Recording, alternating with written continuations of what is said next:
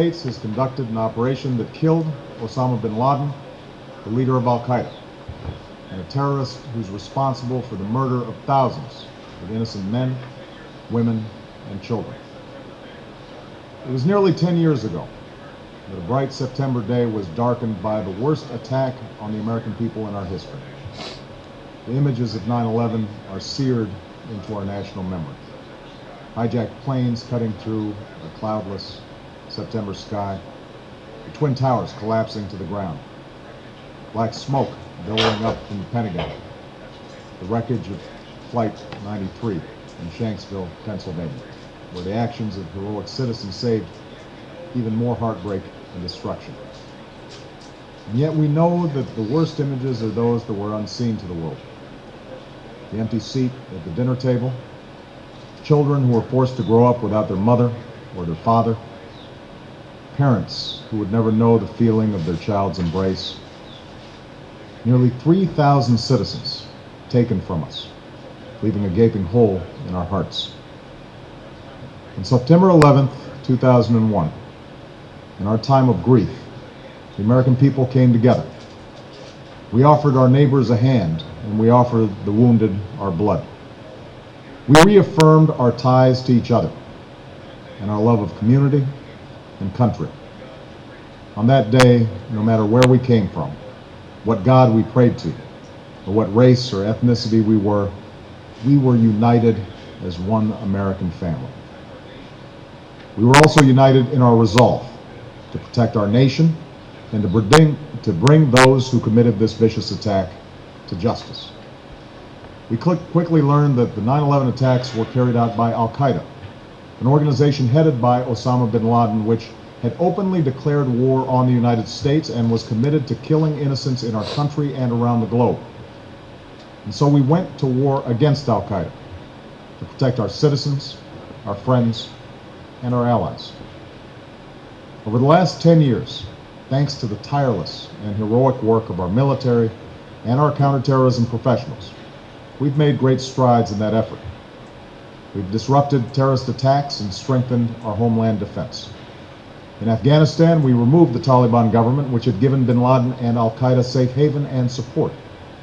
And around the globe, we worked with our friends and allies to capture or kill scores of Al-Qaeda terrorists, including several who were a part of the 9/11 plot. Yet, Osama bin Laden avoided capture and escaped across the Afghan border into Pakistan. Meanwhile, Al-Qaeda continued to operate from along that border and operate through its affiliates across the world. And so shortly after taking office, I directed Leon Panetta, the director of the CIA, to make the killing or capture of bin Laden the top priority of our war against Al-Qaeda, even as we continued our broader efforts to disrupt, dismantle, and defeat his network. Then, last August, after years of painstaking work by our intelligence community, I was briefed on a possible lead to bin Laden.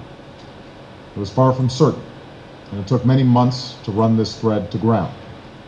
I met repeatedly with my national security team as we developed more information about the possibility that we had located bin Laden hiding within a compound deep inside Pakistan. And finally, last week, I determined that we had enough intelligence to take action and authorized an operation to get Osama bin Laden and bring him to justice. Today, at my direction, the United States launched a targeted operation against that compound in Abbottabad, Pakistan.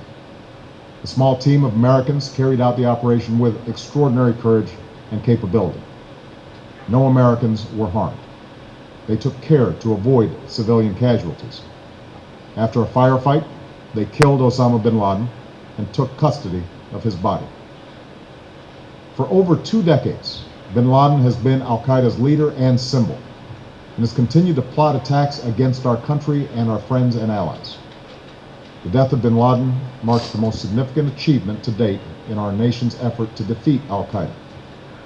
Yet his death does not mark the end of our effort.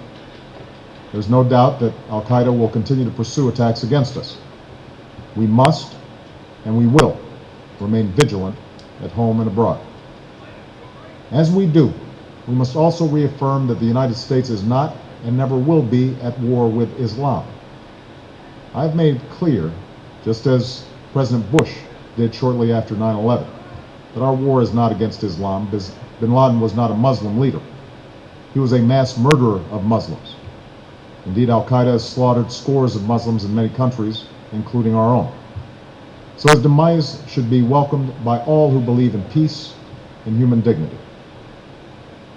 Over the years, I've repeatedly made clear that we would take action within Pakistan if we knew where bin Laden was. That is what we've done. But it's important to note that our counterterrorism cooperation with Pakistan helped lead us to bin Laden and the compound where he was hiding. Indeed, bin Laden had declared war against Pakistan as well and ordered attacks against the Pakistani people. Tonight, I called President Zardari, and my team has also spoken with their Pakistani counterparts. They agree that this is a good and historic day for both of our nations. And going forward, it is essential that Pakistan continue to join us in the fight against Al-Qaeda and its affiliates. The American people did not choose this fight. It came to our shores and started with the senseless slaughter of our citizens. After nearly 10 years of service, struggle, and sacrifice, we know well the costs of war. These efforts weigh on me every time I, as Commander-in-Chief, have to sign a letter to a family that has lost a loved one, or look into the eyes of a service member who's been gravely wounded. So Americans understand the costs of war.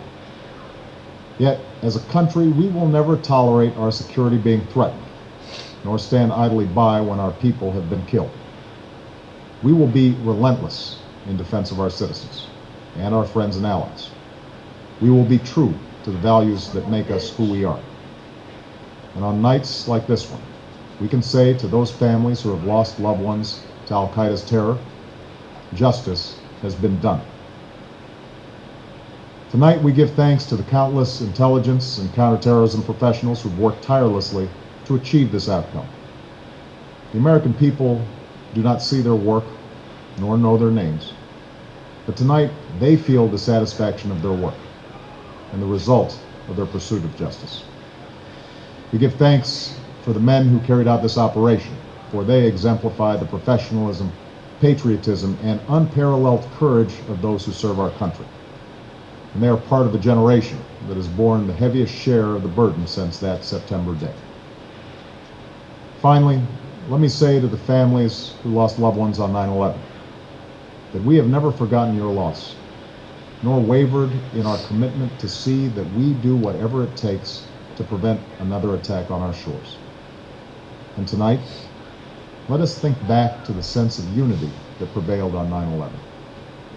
I know that it has at times frayed, yet today's achievement is a testament to the greatness of our country and the determination of the American people. The cause of securing our country is not complete, but tonight we are once again reminded that America can do whatever we set our mind to. That is the story of our history. Whether it's the pursuit of prosperity for our people, or the struggle for equality for all our citizens, our commitment to stand up for our values abroad, and our sacrifices to make the world a safer place. Let us remember that we can do these things not just because of wealth or power, but because of who we are. One nation, under God, indivisible, with liberty and justice for all. Thank you. May God bless you. And may God bless the United States of America.